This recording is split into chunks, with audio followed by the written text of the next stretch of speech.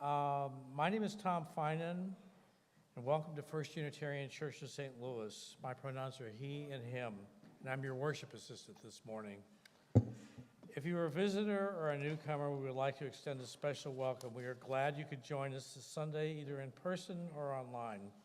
And if you are new to our congregation, be sure to fill out a newcomer form found in the live stream description or in the lobby of the church. After service, please join us downstairs in Fellowship Hall for coffee and donuts. We welcome families with children.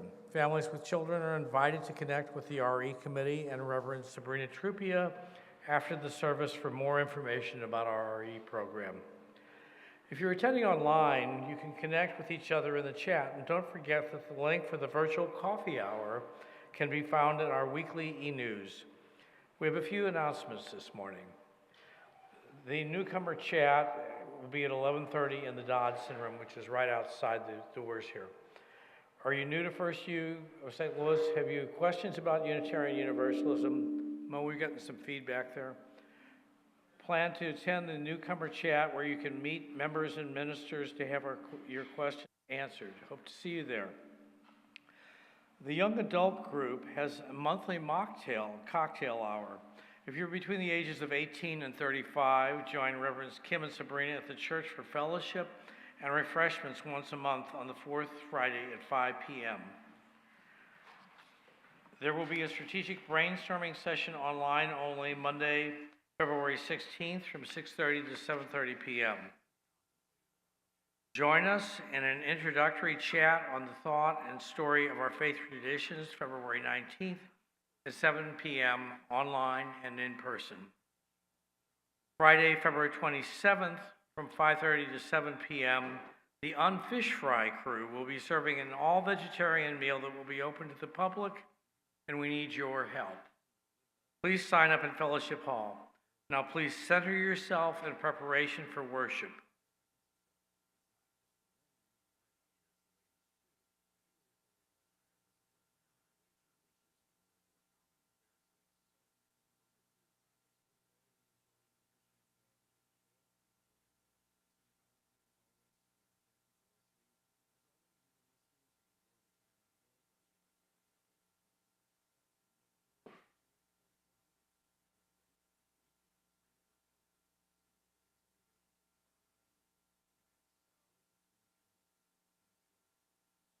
Good morning. Hey, check, that works.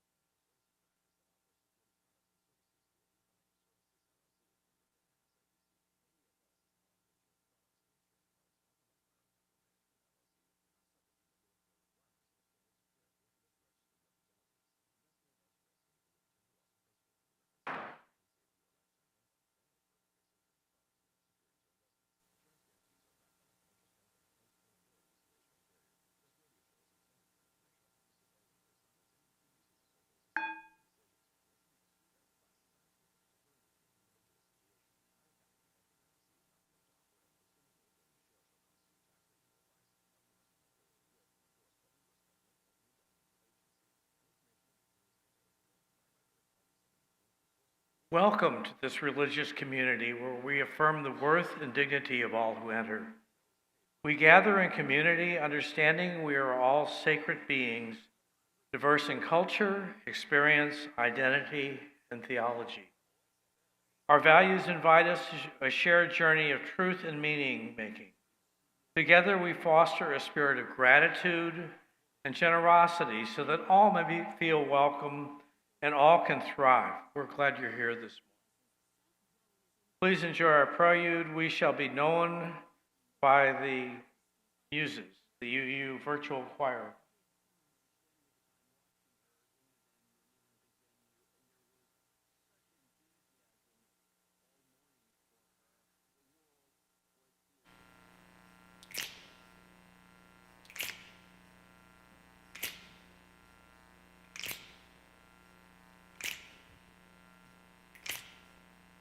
We shall be known by the company we keep, by the ones who circle round to tend these fires. We shall be known by the ones who sow and reap the seeds of change alive from deep within the earth. It is time now. It is time now that we thrive. It is time we lead ourselves into the well. It is time now, and what a time to be alive in this great turning. We shall learn to lead in love. In this great turning, we shall learn to lead in love. We shall be known by the company we keep, by the ones who circle round to tend these fires. We shall be known by the ones who sow and reap the seeds of change alive from deep within the earth. It is time now. It is time now that we thrive. It is time we lead ourselves into the well. It is time now, and what a time to be alive in this great turning. We shall learn to lead in love. In this great turning, we shall learn to lead in love. In this great turning, we shall learn to lead in love. In this great turning, we shall learn to lead in love.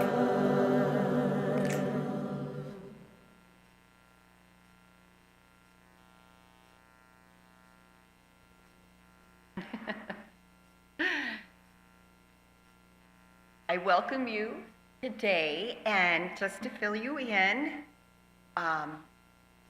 Alan called in sick, and so all the music has changed. And Roz also has a health issue, so Tom has stepped up. And so I just want to say, what does resilience look like? This is what resilience looks like. Welcome to this religious community where we affirm the worth and dignity of all who enter. We gather in community, understanding we are all sacred beings, diverse in culture, experience, identity, and theology. Our values invite us into a shared journey of truth and meaning making. Together, we have already read that. Good morning. I am Sue Fazio. I use she, her pronouns, and I serve as your worship leader this morning. Welcome to this beautiful winter day as we reflect on this month's theme, Building Resilience. We enter into worship with these words by Kimberly Ann Tomac Carlson. Feel the gravity of the earth holding you in place. Wiggle your toes as if they were roots. Roots connect you to the earth, lending you strength. Gently sway in the wind, turning your body like a tree trunk, leaning this way and that, bending as the air pushes and pulls. What surrounds you may sway you, make you bend, feel unbalanced. Wiggle your toes. Know that your roots can hold you as you grow and learn. A tree is nourished by soil and water. You are nourished by food the earth grows and the water it provides. You are cared for and loved by many people. Breathe deeply. Still yourself. Know that your roots are strong. Wiggle your roots. Now, please rise as you are willing and able and join us in our hymn of the month, number 1015. And because it is a new hymn and we do not have any piano, Joel is going to lead us in just reciting the hymn. We're going to sing the rest of the service, but this one we're going to speak. Let's speak together. Though days be dark with storms and burdens weigh my heart, though troubles wait at every turn, I know I can go on. When sorrow heals my soul and burdens make me strong, though troubles wait at every turn, I know I can go on. My kindred in my heart, my siblings in my song, though troubles wait at every turn, I know I can go on. And though the journey is long, the destination is near, though troubles wait at every turn, I know I can go on. So siblings, take my hand, and kindred, sing my song. When hope awaits at every turn, I know we will go on. Thanks. Please be seated.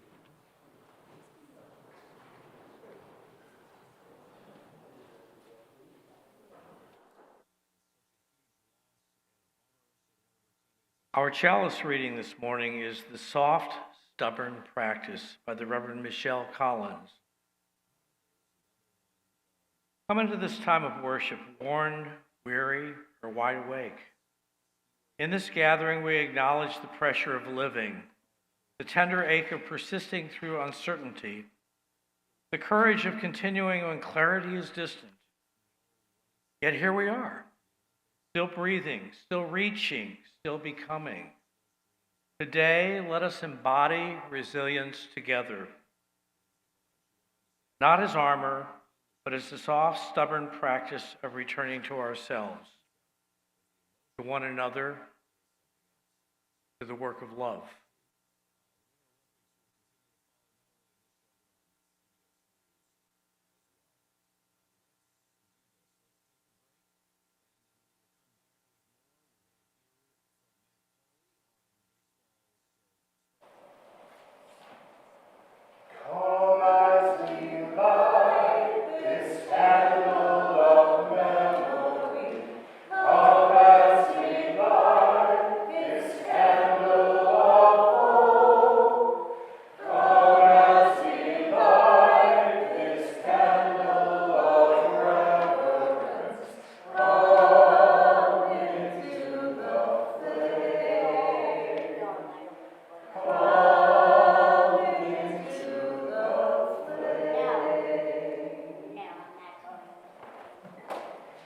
Good morning, everyone. Good morning. I'm the Reverend Sabrina Trupia, and I serve this congregation as the Minister of Congregational Life, reminding you that there is a newcomer chat at 11:30 in the Dodson room, and my pronouns are they, them. Today, I bring you a wonder box. This is full of stuff, and first of all, we're wondering, is this thing on? More than a couple of things. So, what's in the box and why is it here? Just grab something and show it to everybody. It's a horse. Of course. And a lion. And just one, and a nose. clown nose. And I'm going to pick the last one. Oh, look, it's 3 rings. I wonder what I might be talking about. Any guesses? Please. Circus act. Right.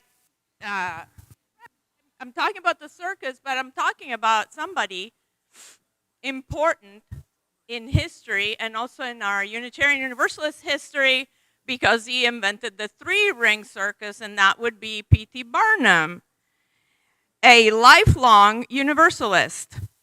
Yes, indeed. And one of the things that ticked me off about people and P.T. Barnum, he never said that there's a sucker born every minute. So with the kids, we're going to talk about transformation in the classroom. And it's clear to see why P.T. Barnum is a symbol of transformation. He transformed the idea of entertainment. Before him, entertainment was very serious and very poised and very buttoned up. And after him, entertainment became what was called spectacle, like the clowns and the horses and the rings. And perhaps you may impute to him the fact that we have reality TV now, but how was he to know?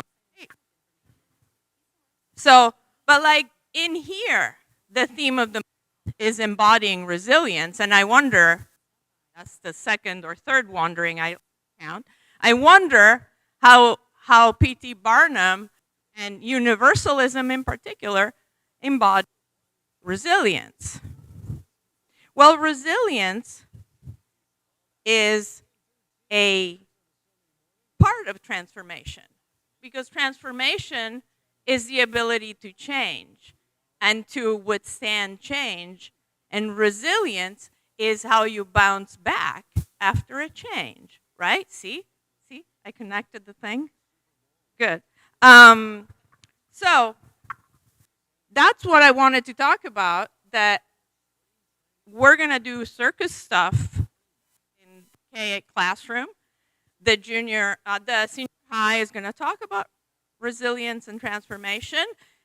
And we have a very good set of people here. Now, we cannot accompany with the piano us to out of this, but we can sing us out to our classrooms. Let's go.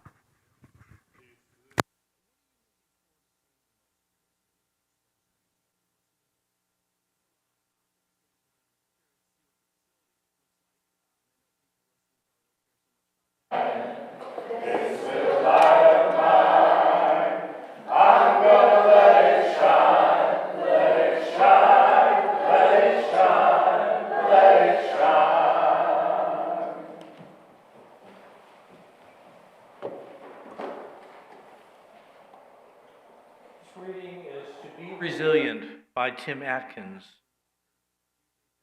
When I was a child in Georgia, we took a field trip to a nature center called Oxbow Meadows. At the time, I really didn't know what an oxbow was. I just knew I totally loved the name. Later on in life, I learned that as a river flows, it will erode its banks over time. What might start out as a little divot erodes and erodes until it forms a classic river bend. Oxbow refers to this kind of U-shaped bend in the river, and an oxbow lake is when the river has eroded the bank over the bend to the point where it cuts off from the main stream. Think of it like cutting a line across the top of a U.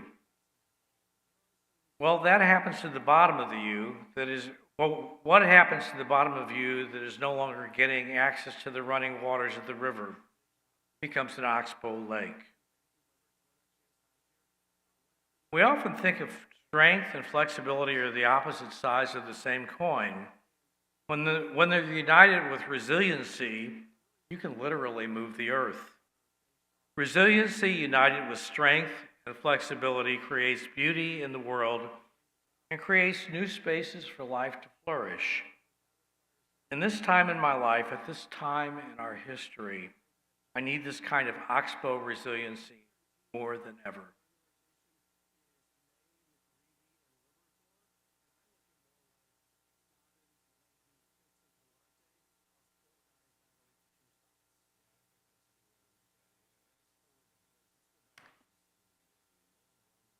When we are present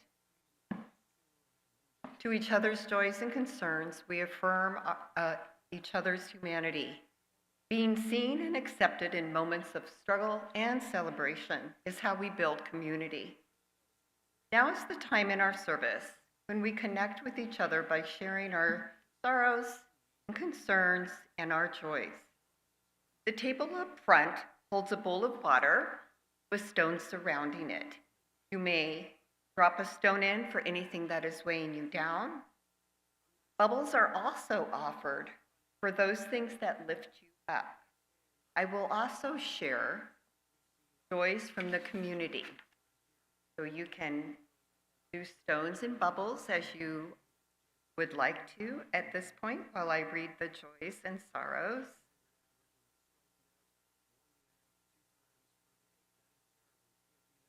Let's see.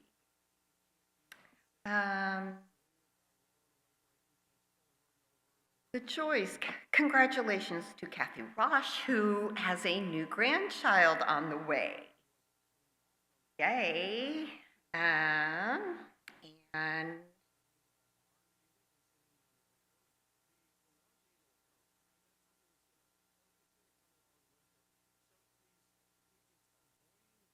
other joys for a group of women artists learning and growing together. Another one, little girl started singing, "I want to thank you for letting me be mice elf again in my Uber yesterday." Grateful for snowplow drivers and orthopedic surgeons. I'm grateful I've made it this far for my incredibly artistic music abilities. I'm also incredibly grateful for my children, and I am incredibly grateful for everybody who stepped up today to help with the service. And concerns. We lift up these joys with gladness and celebration. May they be magnified because they are shared.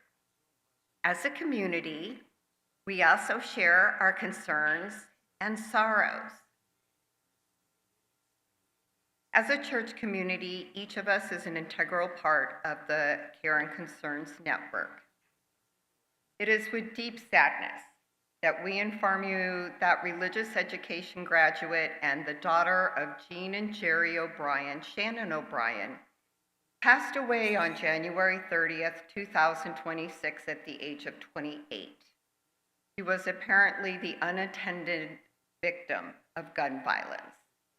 Shannon was a bright light to everyone who knew her. We hold these concerns with tenderness and compassion. We are also sending consoling prayers to a sister experiencing a family crisis, for a revival of love and hope and healing in our country, for a niece who is waiting for a heart transplant, and concern about getting funding for sober living and employment opportunities, and for a dear friend who is having trouble with her lungs. May these concerns be lighter because they are shared.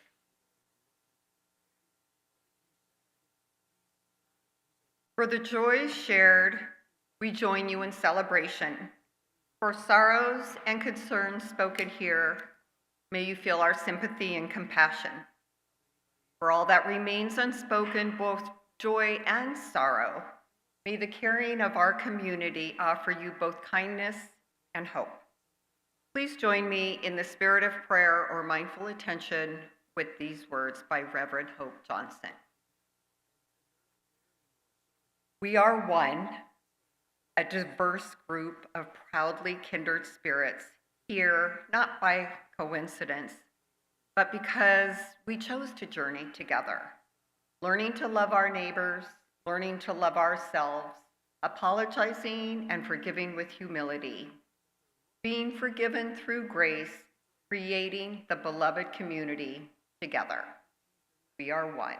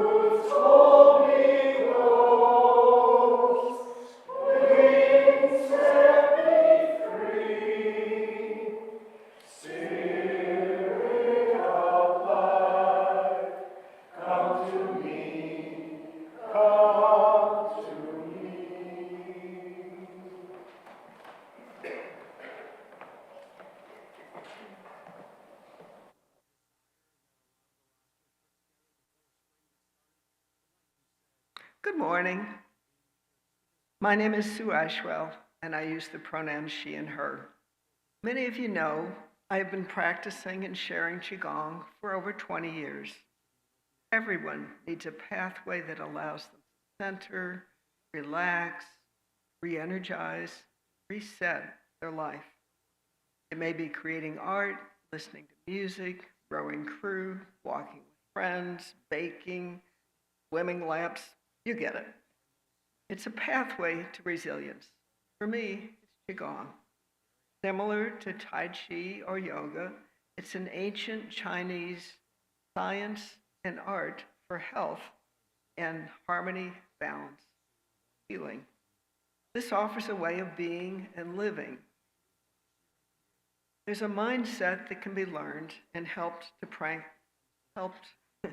can be learned and practiced to help anchor life. It's doing our best. We adjust to life's happenings, changes, and allowing ourselves and others grace when we don't muster up to expectations. Life is out there. It'll bobble along. But life is a movie, and we are the projector. What lens will we choose? How will we think about it? And the prophet, Khalil Gibran, writes, "Your pain is the breaking of shell that encloses your understanding." For example, illness is illness, or illness is the first step to healing. If I say, I have a bad knee, I'll have a bad knee. Or I can be happy to be able to feel pain. My nervous system is working. My leg muscles and tendons are getting stronger and stronger every day. In social work jargon, the art of the reframe. Qigong, wherever our mind goes, the qi, our life force energy, follows to flow.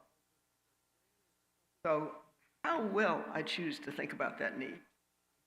There's an old Chinese saying, catching the tiger in the mountain is so easy, but catching the thief in the heart and mind is a challenge.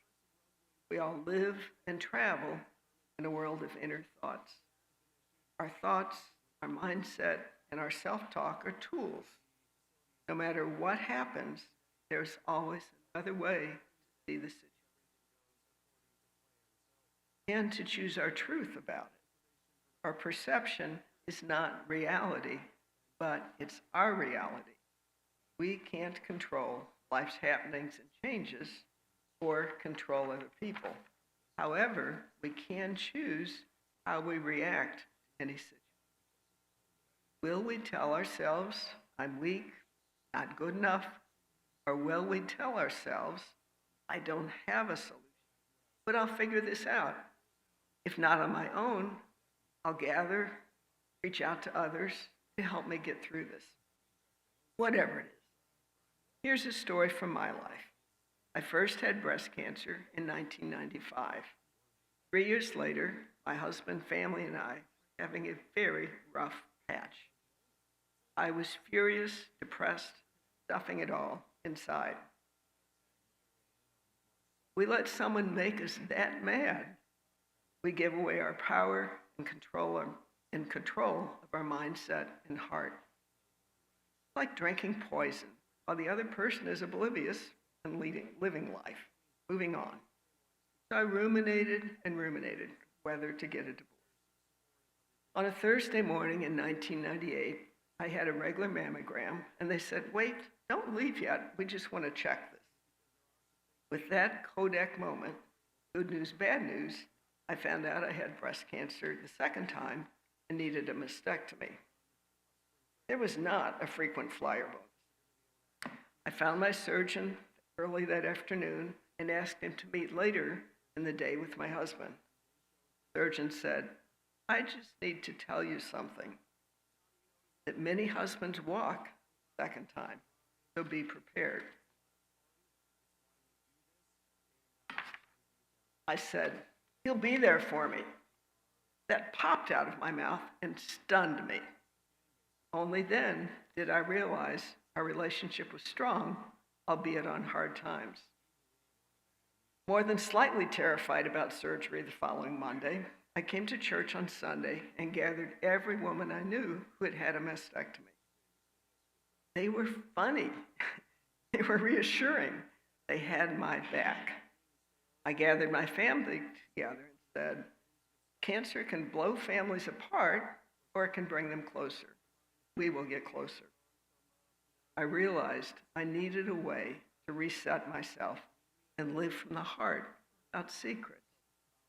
This is when I found Qigong and began a daily practice using nature and the universe to take care of myself and help others.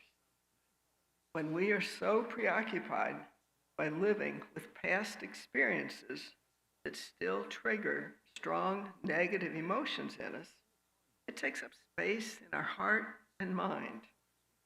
Carrying the burdens of old hurts, angers, fears, negative responses to past situations, these are heartstones that weigh us down. It's like driving a car forward while looking backwards.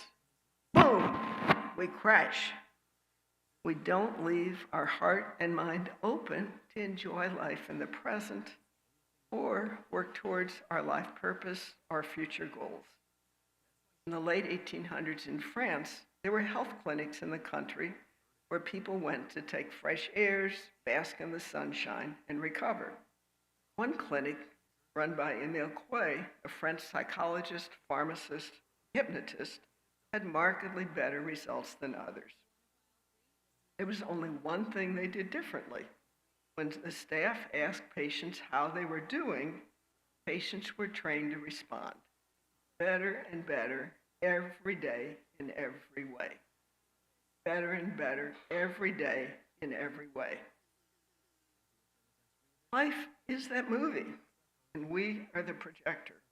What lens will we choose? How will we think about things? Now, let's do a short exercise together. Stand up, well, partner with someone near you, and move within arm's length facing each other. Take a minute, you'll get there. While you're moving into place for this exercise, I invite you to trust the process. It may have you feel a bit vulnerable, but I won't leave you there.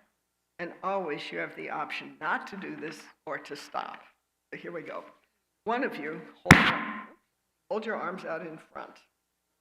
The other person will try to push them down, and you resist.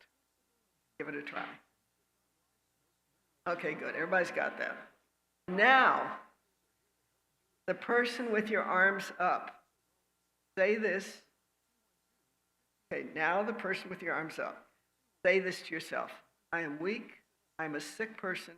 I'm not good enough. Now, the other person, push the arms and see what happens. Okay, we got that. Okay, I don't want to leave you hanging there. Put your arms up again. Get those arms up again. Okay, this time, the person with your arms up, tell yourself, I am strong, I'm a healthy person, I am tough. Now, the other person, push the arms and see what happens. Okay. Thank you. Thank you. So,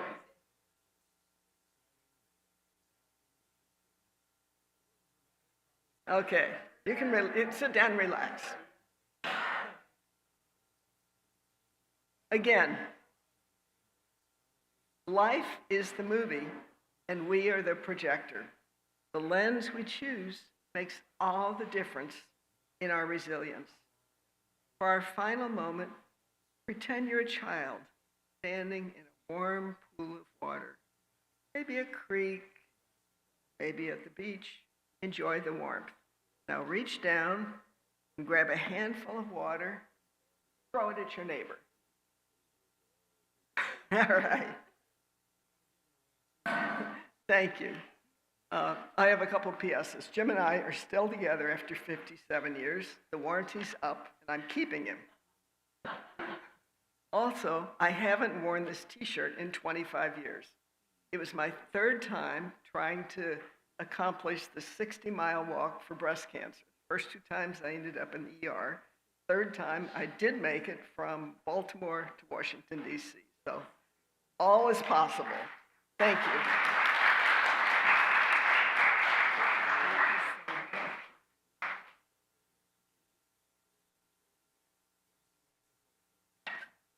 Thank you, Sue.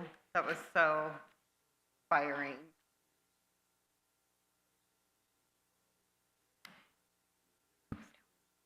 The First Unitarian Church of St. Louis strives to be a welcoming congregation, inspiring lives of loving kindness and integrity, nurturing spirituality, building community, and advancing justice. One of the ways we do this is by sharing the plate. This week, all non-pledge donations go to St. Martha's Hall. St. Martha's Hall provides emergency shelter services for women and children, as well as education and counseling to break the cycle of abuse. Nominated by Kimberly Perry, you can make your donation by putting cash or a check made out to First Unitarian with the designated collection in the memo line, or you can use the QR code. Thank you so much for your generosity. And the choir was not able to sing today, but Tom has stepped up to the mic to sing us a beautiful song of resilience. I dreamed I saw Joe here last night, alive as you and me. Said I, but Joe, you're 10 years dead. I never died, said he. I never died, said he. The copper bosses shot you, Joe. They killed you, Joe, said I. Takes more than guns to kill a man, said Joe. I didn't die, said Joe. I didn't die. From San Diego up to Maine, in every mine and mill, where working men defend their rights, 'tis there you'll find Joe Hill. It's there you'll find Joe Hill. I dreamed I saw Joe Hill last night, alive as you and me. Said I, but Joe, you're 10 years dead. I never died, said he. I never died, said he.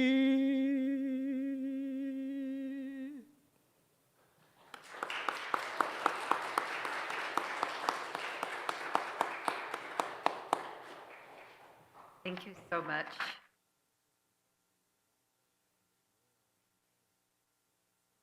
And I also would like to thank everybody who participated and coordinated the Field of Dreams last night. I know it was very successful, and I appreciate the ushers, Joel, and the Chaos Closet. So thank you so much for your generosity and that you are here today. Our second reflection is by Kevin Kellogg.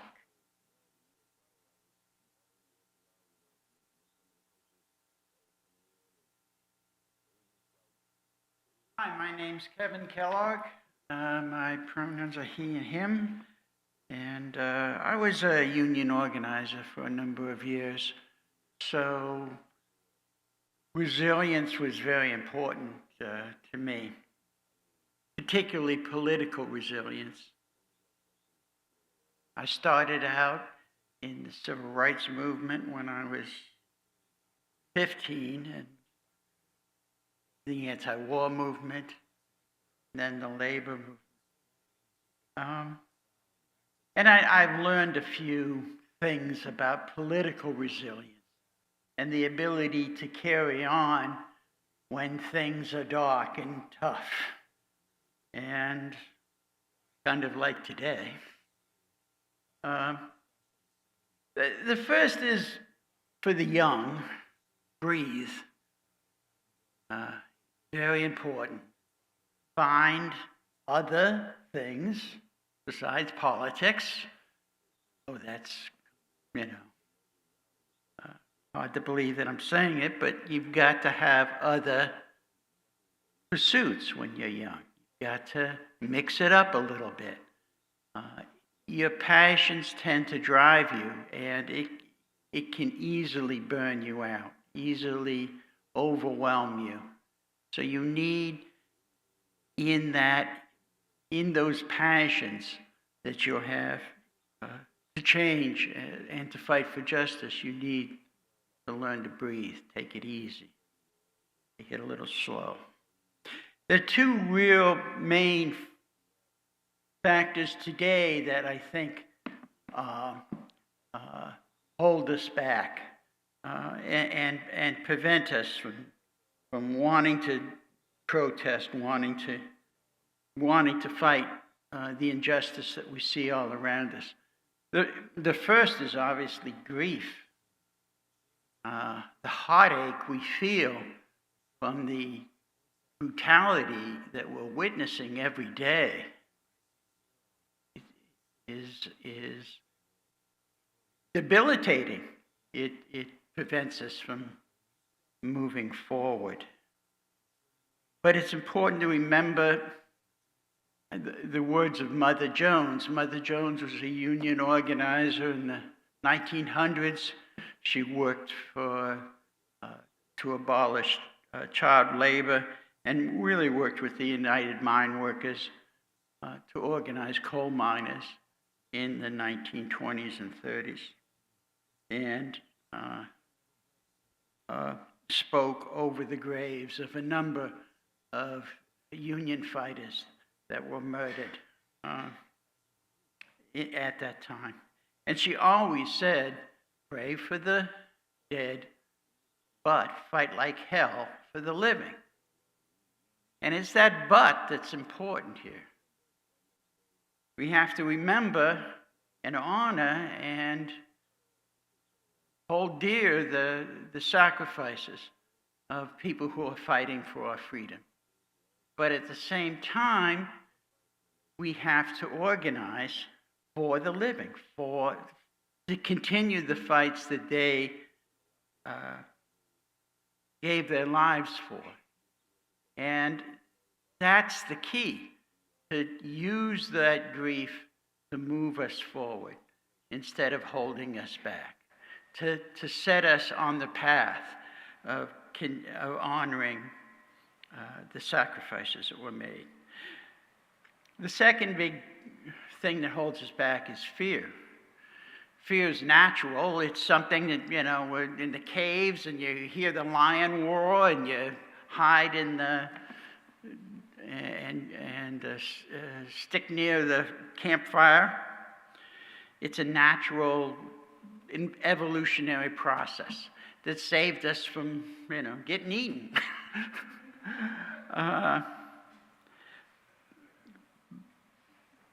But in today's world, it tends to freeze us and hold us back. And it's very unhealthy. It's bad for your heart, it's bad for your liver, it's bad for your blood pressure, it's bad. Being afraid is bad, and we're all afraid. I'm afraid, everyone's afraid. You go out, you protest, you're afraid. You see people being shot in the streets by thugs who get away with it and are honored, and you fear. But the way you counter that fear is by standing up, is by facing it. It's what we did as children. We were all afraid as children of the monster under the bed, the nurse with the big needle, whatever it was. But you face that fear, and we conquered it. And that's the way we can conquer these fears, by standing up and by joining together. And being a community is what empowers us to face those fears. Everybody get up. Come on, everybody get up. It's like singing, and only we're swinging this time. This is what gives us strength. Community. The ability to look at each other and rely upon each other as we face the injustices and struggle against them. And that's the power that community has. That's the power that a mass movement. That's the power. On March 28th, there'll be another national No King's Day march in St. Louis. Being there, participating in that kind of thing, is the way that you beat back the fear. You push that darkness that's being forced upon us back. The other way is by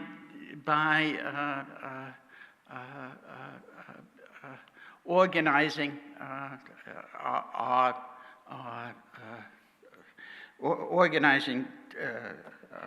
for demonstrations like that, and defending the weak. The other thing that's going to help is that there is going to be more art coming out. Last week, Reverend Kim talked about the relationship between art and this movement. And we're seeing that played out today. We're going to be hearing from Bruce Springsteen later in the service. He produced this song in 2 days.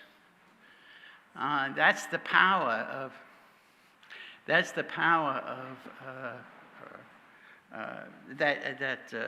the art and combining art and the movement have. All right, thanks.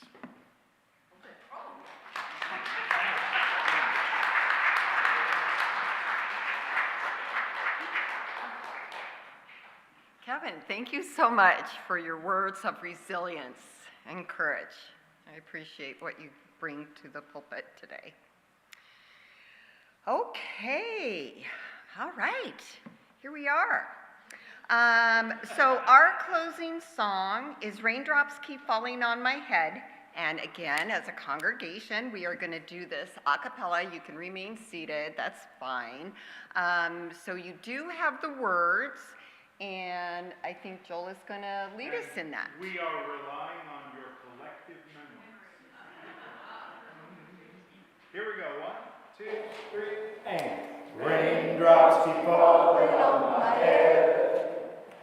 And just like the guy whose feet are too big for his bed, nothing seems to fit. Those raindrops are falling on my head, they keep falling. So I just did me some talking to the sun. And I said I didn't like the way he got things done, sleeping on the job.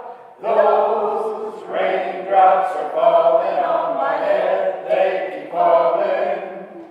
But there's one thing I know, the blues they send to meet me won't defeat me. It won't be long till happiness steps up to greet me. One more. Raindrops keep falling on my head, but that doesn't mean my eyes will soon be turning red. Crying's not for me, 'cause I'm never gonna stop the rain by complaining, because I'm free. Nothing's worrying me.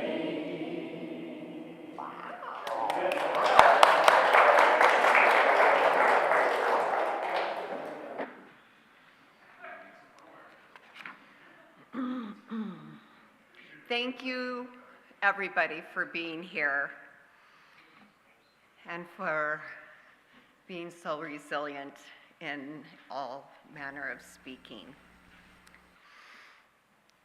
These are the closing words. May we all have oxbow strength, carving through mountains, determined to change. May we all have oxbow flexibility, bending around the curves, overcoming obstacles. May we all have oxbow resilience, moving forward.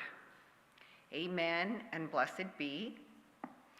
Please stay for the postlude, and as your final act of worship, please turn and greet your neighbor.